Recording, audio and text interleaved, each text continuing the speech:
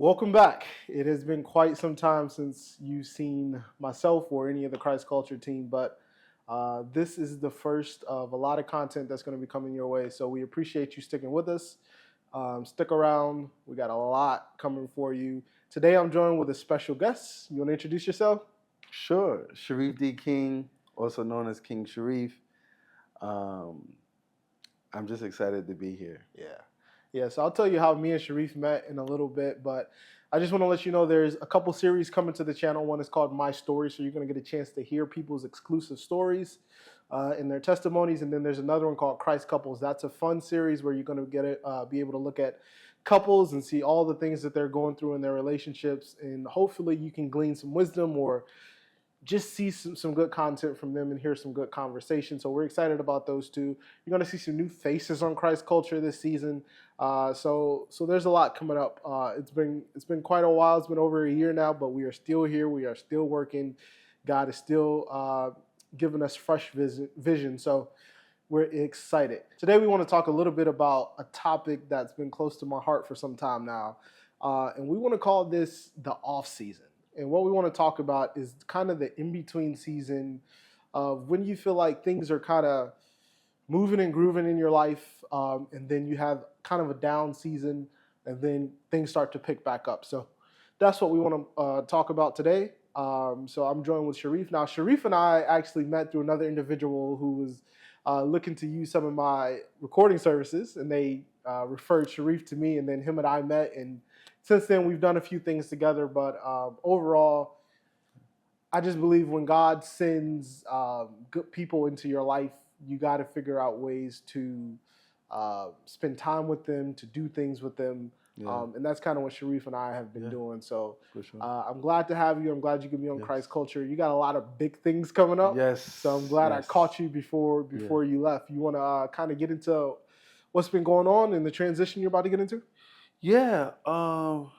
So this has been a transition period for me. I spent about 2 years roughly just trying to understand myself a bit better. At the time, I didn't know that that's what was happening, but God will do what He wants with you. That's the truth. And you'll have to catch up. And so I had to notice that, there was a lot happening with me. Things were changing. And I had to adjust. I had to adjust to who I am, not just as a person, but in Christ. What God is saying about me, what God is doing for me, and what God is leading me to. Yeah. Which was not typically the things that I was looking after. It was all so much about how do I progress, how do I grow as a person, because of family dynamics, things that I just wanted for myself that really was what I thought was societal norms. So I was really chasing things that I really had no business chasing, because I wanted to be quote unquote a success story, in society, right? Like on paper, you got a master's degree. Oh, you're doing well. Oh, you moved away from home. You're doing well. You own a house. You're doing well. You got your own car. You're doing well. Even for men, it's not talked about, but like a lot of women talk about how when they are married, it's a big deal. And so like if you're a woman and you're not married, then people look down on you. But I also feel like it happens a lot with men. Yeah. It's like you're less of a man because you don't have a wife. You're not trusted to lead. You're not in a space where you're valued enough. And so I just had this transition period. I had a lot to think about, a lot to sit with, and a lot to move into. Yeah. All at the same time. And so it has did a lot for me mentally, physically and emotionally, because I was like, man, like afraid of some things, afraid of getting older, afraid of I'm not married right now, so what's gonna happen? And and sometimes don't you get that feeling like almost like time's running out? man, and I never thought I would feel like that. You know, I'm a young man who doesn't have any kids, who's not married, and so on the scale of success, I felt less than. And you know, in this 2-year period, I struggled with being away from what I put so much hard work into, my craft, talent, skill set, and even in the gifts that were just there that God had given me. And I took it for granted, and he sat me down. He sat me down straight up. He just was like, "Hey, I'm gonna have you work on some things and put you in other areas that you don't even know that you are valuable in, but you don't want to do." And so that kind of shook me, shook my world, twisted it, turned it upside down, and it forced me to be another person from having to literally drive, and my drive becoming literally like different. No pun intended, but pun intended at the same time. Just having to be different, to understand like what is it as a man, to strive for these goals, and everything I love was just stripped from me. Yeah, I want to go back real quick to that what you were talking about with the whole timing situation, feeling like you're running out of time, even though you're a young man, you're not in a bad position in your life, but something that and it's good to hear another man say that because as men, many of us have almost like this internal clock, and we can feel it ticking down. And there's all of these things that we want to accomplish and things that we want to do in our lives. And the older we get, the more we feel like I'm not going to be able to do it. It's not enough time left. Man. So funny thing, the other day I'm watching the Colorado football game. Well, I love Colorado, been following Dion and all that stuff. But they threw a Hail Mary at the end of the game to win with no time on the clock, basically. I saw the clip. It was absolutely crazy. And I kid you not, I'm sitting there, I'm watching the game. I'm kind of upset because I think they're about to lose. And then that happens. In the second it happens, something drops in my spirit. And I literally hear God in that moment say, I don't even need time on the clock. I don't operate on your time. I don't operate in time. When I want something to happen, it simply happens because I said so. I said so. And this year in particular, like that I've been sitting out from, I've been on the other side of the camera. So what a lot of people don't know is I've been producing podcasts for other individuals. I stepped back from mine, got behind the camera, and kind of got into it from that perspective.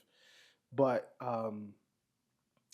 during that season, it was just like I knew it wasn't over. I knew God was still calling me to do this. But I didn't know when. I didn't know exactly how. I felt like he was giving me vision. I kept trying to start it back up, but it would never get going. And I kept feeling like, you're running out of time. You're running out of time. You should be doing this. You should be doing that. You should. And I was praying for all kind of stuff at the end of last year that I wanted to see happen this year. And some of it has not happened yet. And I was like, we only got 4 months left in the year. Like, I don't think these things are going to happen. And the other day, God just hit me with a bomb, was like, you don't believe I can do it in 4 months? He's like, I don't need a year to do something. So I'm just excited for whatever God has in store. So like stuff like this, you and I, it's epic. It just like we go from not knowing each other. A couple months later, we're sitting down recording stuff. Like he doesn't need time. He doesn't need time. He doesn't need time. And with that, I had to learn that really it was a comparison game. So because I saw other people rising and everybody going up the ladder, and I'm like, man, I got all these credentials. I'm way past 10,000 hours. What's going on? I am so polished. It's not funny. And I'm sitting here while these people are literally shooting, ascending, and I'm saying, God, like what did I ever do? That thing, even when I met you, man, I was so inspired by just being on set with you and just Mm-hmm. working with you on things, and it made me eager. Mm. But I was still in the season of sit down. I was Yeah. still in the season of, hey, rest. Yeah. Still in the season of watch. Mm. And sometimes we think because God has given us downloads and ideas that we're supposed to move on them now because we're following time. That you just said a mouthful. Just because God gives you a vision does not mean it's time to carry that vision out. You can literally be doing the right thing at the wrong time. And that goes for everything. Even even wanting to be married and have kids. Mm-hmm. You can literally meet the right person, the love of your life, Mm-hmm. but if either one of you don't understand and don't value God's time, you'll be off track. Yep. And get on the wrong train. Yep. Yeah. That whole thing you just said is so powerful, man. Just specifically with the podcast, like earlier this year, I went through a stint. I'm like, okay, I know God is still calling me to this. Let me just do it. Let me just Yeah. do it. Let me just get up and do it. And I tried to do it and I tried to start it. And when I tell you nothing seemed to work, I'm talking about I got the whole crew together. We're trying to film episodes. I can't get the right camera angles.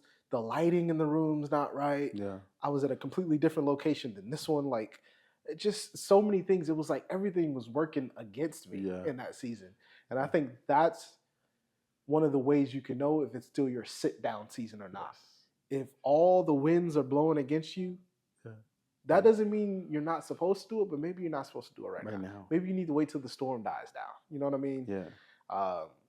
So yeah, but, that's powerful. But what in us makes us wants to push past that? Mm-hmm. It's the whole thing that we're taught from when we're young. Faith without works is dead. Yeah. So when you are in that season of rest, it's sometimes hard to discern. Yeah. Am I doing this or is God sitting me down? Yeah. Should I be up doing something? So that's when you just gotta pray. You just gotta go to God because there's no other way to figure that out. It's gotta be the voice, and not just the voice of reason. Mm-hmm. It has to be God's voice, who speaks to all things. He addresses good, bad, indifferent, all the same. Because you're God's son, and He's going to make sure that He does nothing wrong, but He will chastise you. Mm-hmm. If you're truly His, like He'll chastise you and put you in your place, but also still love on you. Yeah. And so I had to understand that. Like, I mean, I can't tell you how many times I've been chastised and been like, man, well, why am I getting chastised? Why am I, if He really loves me, then why am I moving in this way? Mm-hmm. I'm supposed to be in this place, in this space at this time. Says who though? Yeah. Says who though? And we measure our success by what we didn't have or how long we've had a thing, but you don't know how much that other person had to do or what they've been through to finally get that breakthrough, and still may not see anything because they're waiting and praying just like you. Yep. And could be praying for your life. Yep. That's so big because sometimes we see those people and we see them, oh, they got a high paying job, oh, they got this, they got that. If I could just get a job paying that much, I would be straight. Yeah. You don't know that them people are at home every night on their knees praying for peace. Yeah. Yeah. And I tell people all the time, be careful what you ask for. You can have 6-7 figures, but are you happy at night? Right? And here's the thing too, like, and this goes for anything, any position that you're in, you either got time or you have money. Yeah. But you don't necessarily have both. So you got to be careful, right? Like, how many people want to spend time with their kids, want to spend time with their mom, their wife, their whatever, right? And then sometimes you're in a season where you're trying to get to it to create that life. I saw Stephen A. Smith talk about how I think one of his kids kind of felt the way that he couldn't be at everything.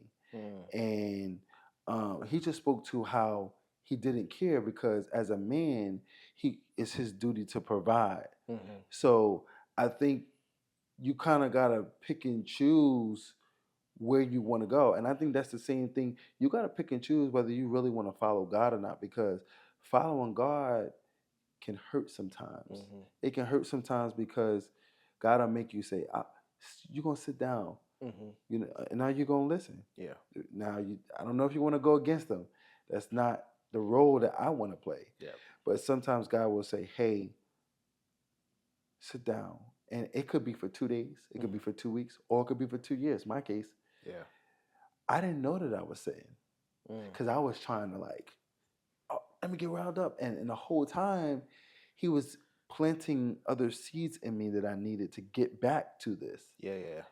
But I was so eager to want to be in the business and so eager to want to have the money and so eager because I wanted to be married and I wanted to, and I'm like, how am I going to take care of somebody? I don't have the necessary finances. Yeah.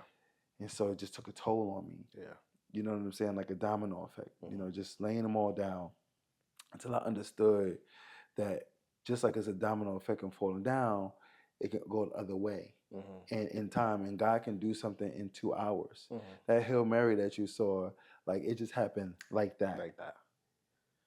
They were talking about how if you looked at the Google analytics when there was 2 seconds on the clock, Google was saying there was 100% chance Baylor was going to win, and they lost. Yeah, I want to. So you just said something that really stuck with me, though. Yeah. You were talking about how during that season God plants seeds in you for basically where He's trying to take you to. Yeah. And this whole theme of the off season, like, let's just, for example, let's take a basketball team. Yeah. So a basketball team goes through a season. Let's say they win the championship. Yeah. They had to go through so much turmoil and practicing and grueling days to get to that pinnacle. And they probably feel like when they get there, oh my God, I learned so many things. There's so much in me. I know what to do going into next season now. I know what it takes to get there, like all that stuff. And for me personally, a few years ago, I went through that season of my life where God set me down. And when I say set me down, I mean physically. He cut me off. He said, I'm going to stop you from moving completely. Wow. I'll have to tell you that full story some other time, but that's when I really went on my spiritual journey and came home to God, so to speak. Because my father's a preacher, my mother's a minister, but I wasn't necessarily in that field for a long time. I went through that journey, man, and I learned so much, and I was so close to God, and I felt like He instilled me with so much. And then I came out of that season, and so many of the things that He promised me started to show up.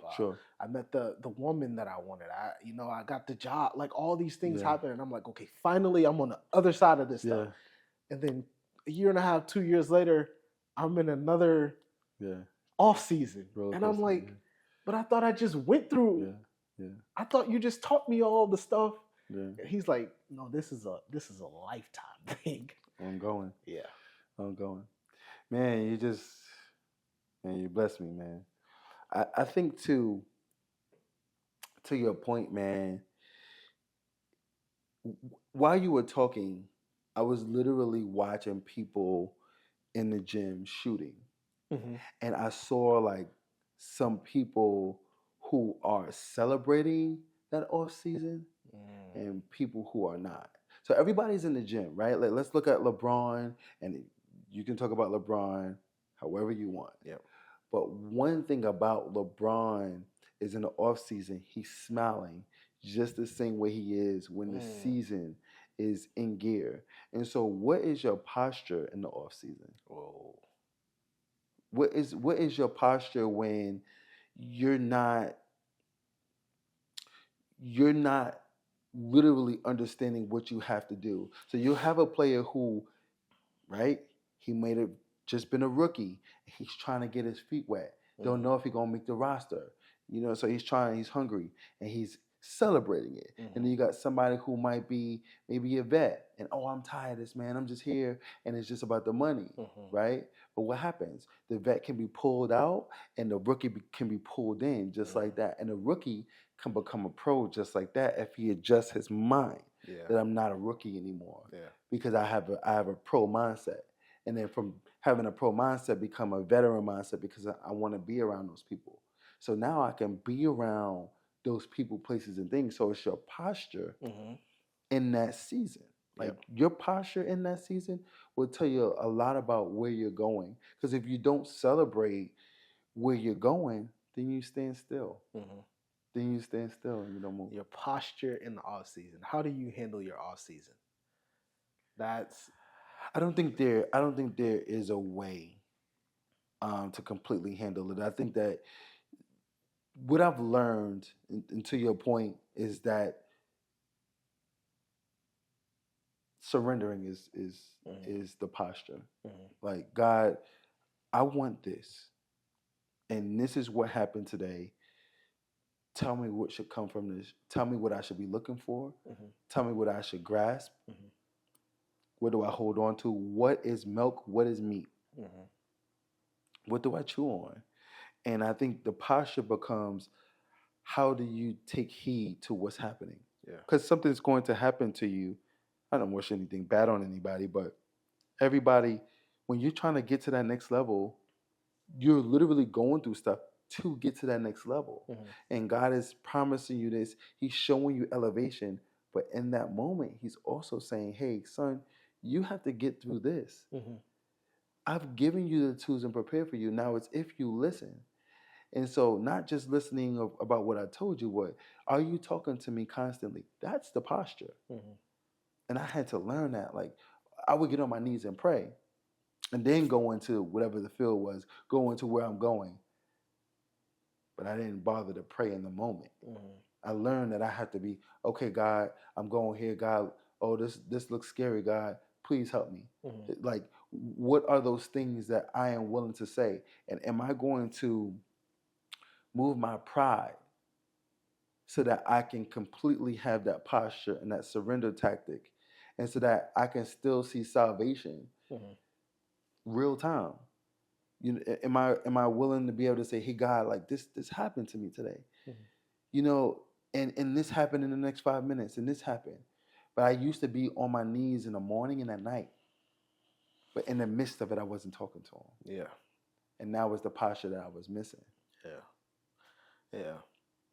I think about those vets that you were talking about, and the ones who are successful and have long careers. All of them have a routine in the off season. None of them go into the off season half-heartedly, willy-nilly doing whatever. And I think as a rookie, sometimes when you first are entering those off seasons, you don't know exactly what to do. Oh, it's party time. We vacationing. We on the boat. We got X amount of months before we back in the game, so to speak. And then you find yourself back in the game. You're out of shape and your shots off and all this stuff. But the vets, when it's the off season, they say, okay, I celebrate for this amount of time. Then I get back to work. I go get with my trainer. I get my dietitian. I do all of these things. And I think what I'm learning as I'm growing and maturing is that when I enter into these off seasons, what is my routine? How do I handle that on a daily basis? Okay, I'm sitting down right now, but does that mean I'm not reading my Bible? Does that mean I'm slacking on going to church? Does that mean, like, what is my routine during the off season? You should have something in place so that even if you're not necessarily moving or progressing in the career or area of your life that you want to, you are still actively engaged, actively doing things, actively seeking God, like you were talking about. Do you find yourself developing a routine in your off seasons now that you may have gone through several of them? I feel like things were highlighted differently. Like, the things that attracted me are different, right? Like, if I walk into a room, I might be attracted to a book now. But before, I was attracted to a sneaker. I was attracted to a shoe, an accessory. But I realized what you're attracted to, what is the magnet. What is the magnet? And I think when you learn what your magnet is, which ultimately becomes idols, you have to be careful. So you got to understand, like, hey, am I spending more time with God, or am I spending more time scrolling? Like, ultimately we're scrolling because we like the popularity of a thing. but the person who's giving you the ideas and he's saying, hey, you got to work through it. Come and talk to me about this. I'm scrolling, but I'm not spending more time with God. And I think ultimately in my off season, I learned that it was, it was about stewardship. Mm-hmm. What am I stewarding well over this? Like, because I'm chasing what everybody else has, and I'm saying, what about me? Mm-hmm. But what did God give me now that I must, like, He gave me time to work on things where other people don't have time, that I steward well over the time. Mm-hmm. And that is a part of the off season. Mm-hmm. You might have a longer off season for the sense of preparation, Mm. where some people, their off season is cut short because they're being pulled here, they're being pulled there. I want you to be on this platform, I want you to be on this, and it feels great, but really, that's the offspring of what you did last year. Mm-hmm. So what you did last year, they're calling you like, oh, yeah, come back. Mm-hmm. But I mean, when you think about the work ethics of people like Kobe Bryant, like where did he want to be? He was always in his wheelhouse. He was always in his playground, Mm-hmm. which ultimately opened the door and gave him access Yep. because he stewarded well over the time. Mm-hmm. So I think it's based off of what you do with your off season and the resources that you use in your off season that makes your off season um, better. Yeah. Would you say that now you feel like you're starting to come out of your off season? Like, are you in the preseason yet for the next regular season, or you think you're still in it? I think that this season introduced me to what it means to be an actual athlete, a player of life. Mm-hmm. That you have to have an off season, Mm-hmm. and then a preseason, and then a season. All I was concerned with was the season. Put me in the game. Wow. And so if you miss the prerequisites to a thing, you can't look to reap the benefits of the season because you didn't sit in the preseason and do the work. Yeah. You didn't sit in the off season and do the work. Mm-hmm. So now I'm embracing the off season and the preseason and the season as it is. And I consider myself an athlete of life because you got to compete with you and do the work every single time, show up every single time. And so, with that, I do think that I'm coming out of it, but not from a place of like, I won't be there again. Mm-hmm. From a place of, this is the norm. Mm-hmm. You have to do your off season. You have to do your preseason. You have to do the season. But how you handle each part is what's going to determine if you can even get another season. Yeah. Yeah. Wow. That's good. The fact, just talking about like you have to go through the off season and the preseason. What I was thinking about when you were saying that is how you can delay your own blessings by not going through the proper steps. Because if you don't go through the off season and train like you're supposed to, guess what the preseason becomes? It becomes you trying to catch up for them stuff you didn't do before. For real. And then when you start the actual season, then guess what that becomes? Oh That's the preseason. So now you're trying to do stuff. You're pushing your seasons back by not going through the proper process. So I love that you say you're just embracing it. I don't want to skip the preseason. I want to get my shots up in the gym because when the season starts, I want to be on. I want it to be clicking. I want to be on. You know what I mean? And there's a couple ways you can look at that, right? You ever cut through the grass and then still had to walk around? Yeah. That's normally what happens to someone who tries to cut the process in half. Mm-hmm. You thought you skipped the line and then got all the way to the front and said, "Sir, you got to get to the back." Yep. Ouch. Yep. Ouch. Now you could have been 30th in line. Now you're 97. Now you're 97. And guess what? We're only taking 60 this go round. Ooh. So now you got to wait. You done delayed everything because you were trying to skip. When you were in. Mm-hmm. So you gotta really understand and go to God and say, hey, my prayer is to ask God, what can I add in my verbiage, in my presentation, and just my overall person? What can I put in my pocket? What can I take out of my pocket? Sometimes we come into rooms heavy, but more than what we need. He said, in that room, you didn't need that. All you had to do was talk to me and walk in this room. Yeah. You walked in with all these different things. And the thing is that when God sends you somewhere, they know you're coming and they know what they're looking for. But when you take all this other stuff out, now you done blew it, because now, like, God, you told me this guy was coming. I was already going to. So you did all this stuff for nothing. You put on this big show, and God's like, it was already done. Yeah. Yeah. But who are you trying to be that you're trying to outshine me, the maker? Yep. I already told you yes. I already told you it's done. And I already told you where to go. You're doing too much. And I think that's where we have to be, is we have to understand in the off season how to take everything out of your pockets, strip down to just being just you, just your person. Get on your knees and pray and do the work in the off season. Yeah. You need nothing else. Yep. Just you and God. That just continuing with our NBA basketball analogy, while you were speaking, that what I was seeing is like the evolution of a player's game. Yes. For example, LeBron James, in one season earlier in his career, the things he was working on in the offseason, speed, agility, he was dunking on people, he was just faster than people, all these different things. Now he's 40 years old. His offseason looks very different. He's working on different skills now. Yeah. He's working on posting people up on the block. Yeah. He's working on his passing. He's working on different things.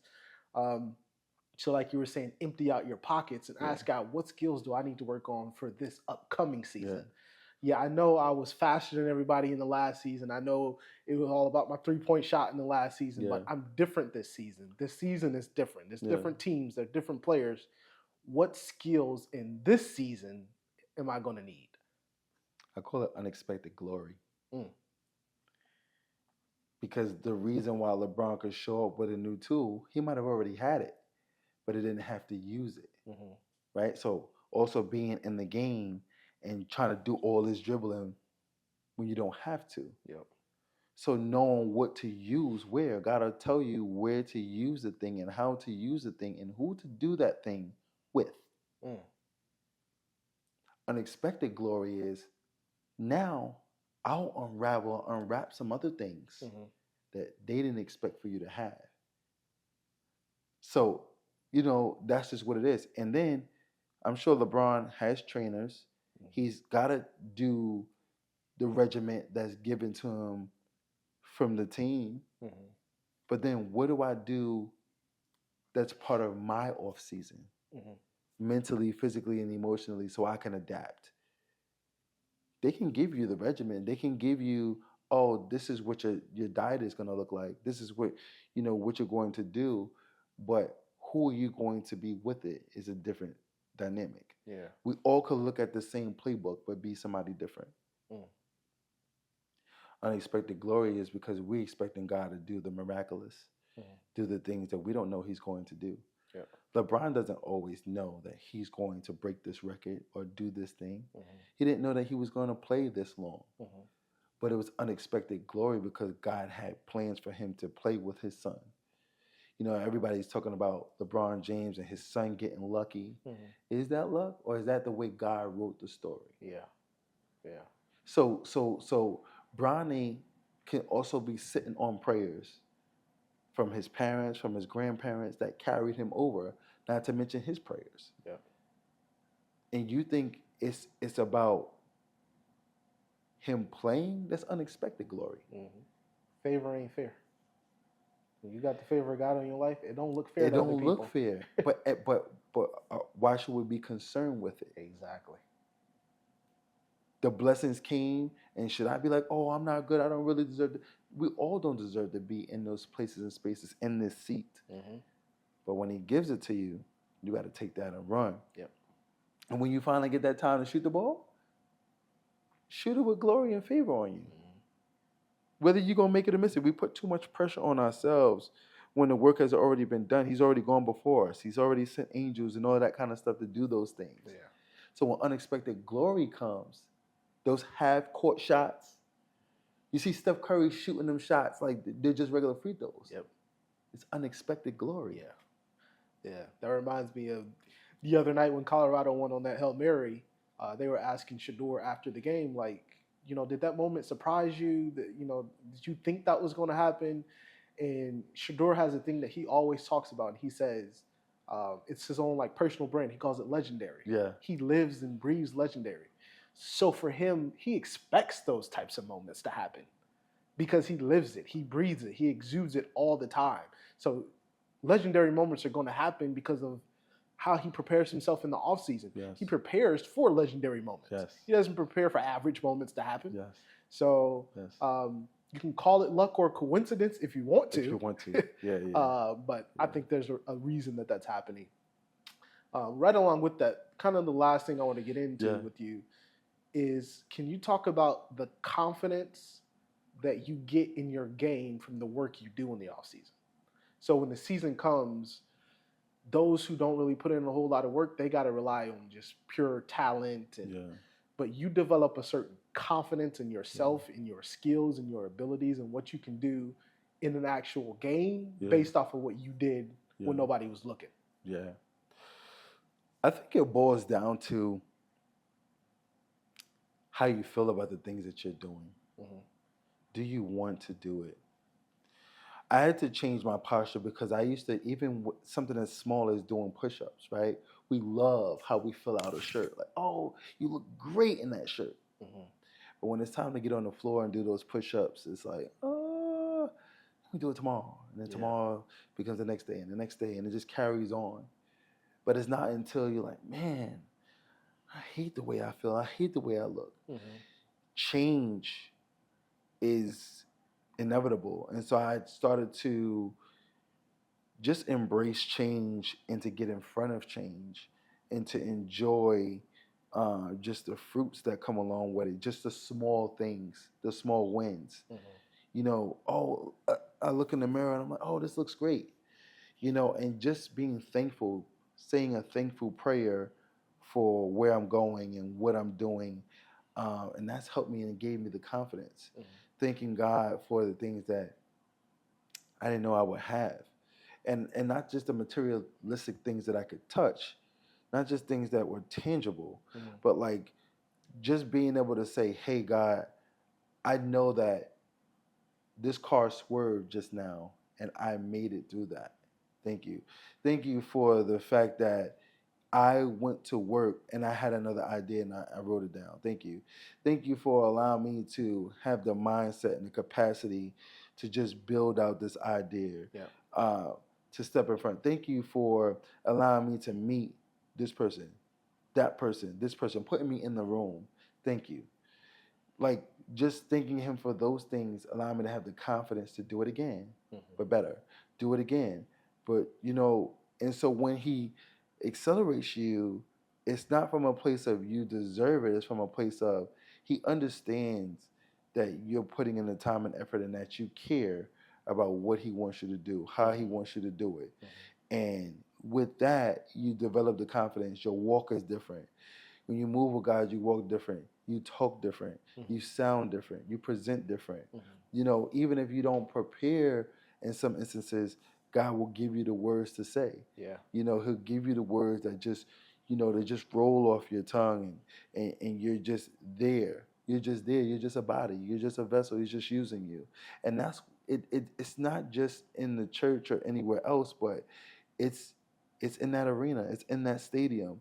It's any place that you go to in the gym. You got to walk with God in the off season like you walk with God in the season. Mm-hmm. I think we just pray like when the lights is on, like, oh God, please, let me look good. Let me present well. Let me perform well. Mm-hmm.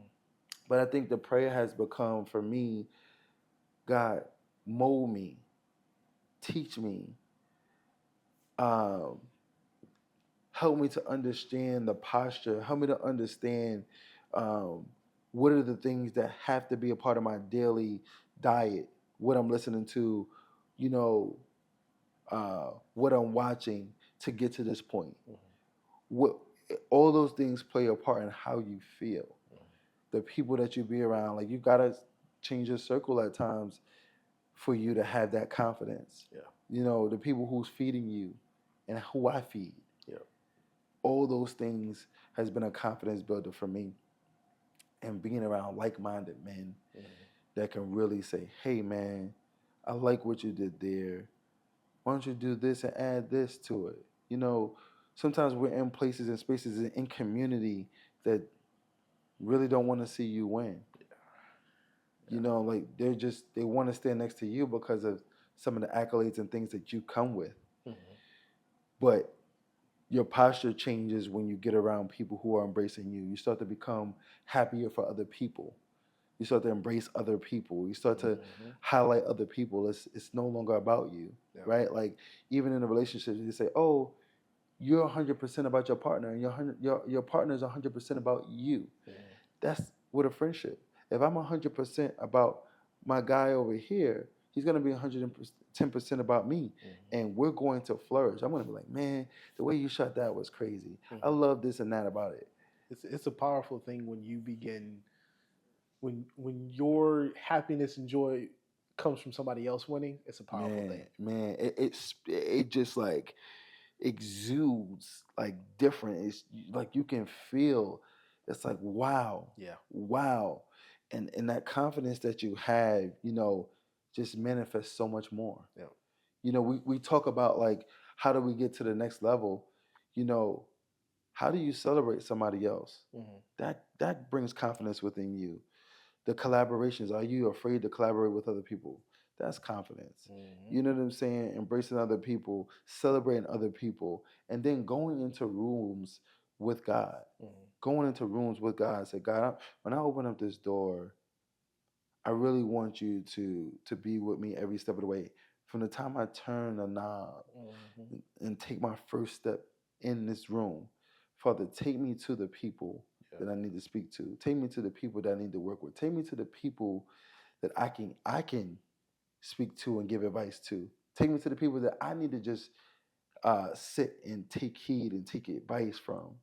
You know, we got to learn how to sit around the table as different people in the room. It reminds me of Outkast.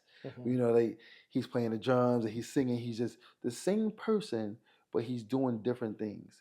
And when we walk into these rooms, we got to learn how to be all these different things for God to really take us to that next level. You know, so we can graduate. Yeah. You know, I mean, you can go to the next stage of life with a number, but you don't graduate to that next stage unless you have shown God that you understand what He showed you in that last season. Yeah. You know, your birthday is your new year. It's your new year for you to confess to God that this year I'm going to do this and this and this, all those things. Yeah. I'll wrap it up with this. Yeah. It goes right along with what you were just saying. It's so parallel. Yeah. Deion Sanders was saying the other day, they were asking about a player. I can't remember who it was, but they were basically asking, why is this player not playing more? We thought, you know, he was going to be one of the best players, blah, blah, blah. Why is he not playing more? And his response was, you got to show me in practice before I'll even put you in the game. It's not even that. You may be able to do it in the game, but if you're not doing what you're supposed to do in practice, I'm not about to trust you in the game. I'm not about to just put you in and hope you do it. So during that off season, like you were just saying, you got to show God, I'm listening, I'm learning, and I'm willing. Because how you practice is how you play. Exactly. It's no way around that. Yeah. There's no way around it. And I can say you know, I had to learn that some of my seasons were D League and G League material. And I was like, "Oh, I'm an NBA. I'm doing this, I'm doing that, I'm doing this." But it's like, son, Look at the level of look competition. at the level of competition. Stop it. Yeah, yeah. And so now he's fully allowing me to go into the big leagues completely. Because I was once a big fish in small ponds, in mid-sized ponds. But when it was time to go to the big pond, I got afraid. God, you're stripping me of all of this. How am I supposed to do that? Go with me. You don't believe what I instilled in you, but you're saying you're ready. And all you need is what I've given you. Yeah. But if you won't go into the room of what I've given you, then you don't need the bells and whistles. You don't belong there. Yeah. Because you're not ready. So you got to understand when you're in training camp. What is your training camp? Am I working to the highest capacity possible? Am I using every element? Am I leaving the gym? Am I leaving the recreation center? Am I leaving the places where I got to work hard, do drills and all of those things? Am I leaving it all on the floor? Or am I saying, oh, I'm going to just do a little bit. Oh, that's okay, that's good. And God said, look, I gave you the time to work on this. You steady scrolling, looking at the people that you're chasing. Yep. And before you know it, one person, two people, three people. I mean, the draft is a perfect example. We watch the draft every year. And how many of those people truly make it after 1 or 2 years, 3 years? Not many. Because it's the work ethic. Yep. He told you what you could be, but you didn't be. You were afraid to be. You said, oh, I got here. He gave you this little check. Oh, I made it out. But you got to work for it. That's why we have the LeBrons, right? That's why we have even Carmelo, who can discipline his son in the proper way to show him what it is. Yep. You have certain players, certain caliber of players, but you have to decide that that's what you want to be. And that's all by the grace of God. He's going to give you the talent, the craft, and the skill set, but it's how you use them. Yep. And that's how you steward well over them. And that determines how you use your off season. Yep. You could spend 10 hours or 2 hours. But then when the season comes and they're looking at you like, oh, I saw, you still doing this. You've got this bad habit. I asked you to work on this in practice. You didn't work on it. Yep. Now it's game time. You're not suiting up. But then you become complacent. And now you're happy with just being on the bench. I'm on the team, coach. So now that becomes your highlight. Yep. When God said, that don't have to be a highlight reel. Real time, you can be up here. I told you the caliber of player that you are. But if you're not going to believe what I showed you, if you don't have faith in what I've given you, and you don't allow me to mold you in that way, the pruning process is something. Yep. And that's what the off season is. Every year, you're going to be pruned. But if you think you're only going to be pruned one time, you got another thing coming. Sit down. Don't even worry about it. Yeah. My brother, this was a great conversation. This was a great conversation. Embrace your off season. If you're in the off season right now, embrace it. Don't try to get out of it. Don't try to make it faster. Just embrace it. Work on your skills so when the season comes, you'll be ready. Sharif, it's been an honor, man. I wish you all the luck in your endeavors. I know you're moving and everything. Yes. But we'll keep in touch, and I'm positive this won't be the last time. Oh no, man, absolutely not. And before we go, I want to leave people with the fact that you shouldn't be afraid to carve your path. I'm dropping a coloring book in a journal for kids, teenagers, young adults, if you will, that want to do media, broadcast, content creation, journalism, all of those aspects of the media industry. And just the goal is to motivate them to carve your path. Nobody's life journey is going to look the same. So you'll have to carve your path. And so I'm looking forward to just building on those things. And I just want people to understand the importance of going to God and how he said that you're one of one and he's made you different. And he wants to use you as a vessel to carve your path for someone else. So, yeah, man. Yeah. Real quick before we go, let people know your Instagram or where they can get in touch. Yes. So you can find me. My personal Instagram is at Sharif D King. I'm doing a lot of lifestyle stuff there, but in terms of media, just the different platforms that I'll be on: radio, television, digital, podcast, all those things. It's at I am Sharif D King. So feel free to follow both. One is personal, is just for following my journey, me giving advice, me going to speak different places, and just giving you a vision of where I'm going and what I'm doing. But either way, man, Yeah. I welcome you guys to follow, and I look forward to it. Yeah. We'll put his links down below so that you can go follow him, give him a follow. Stay tuned for those other series and stay tuned for the next season of Christ Culture. Peace.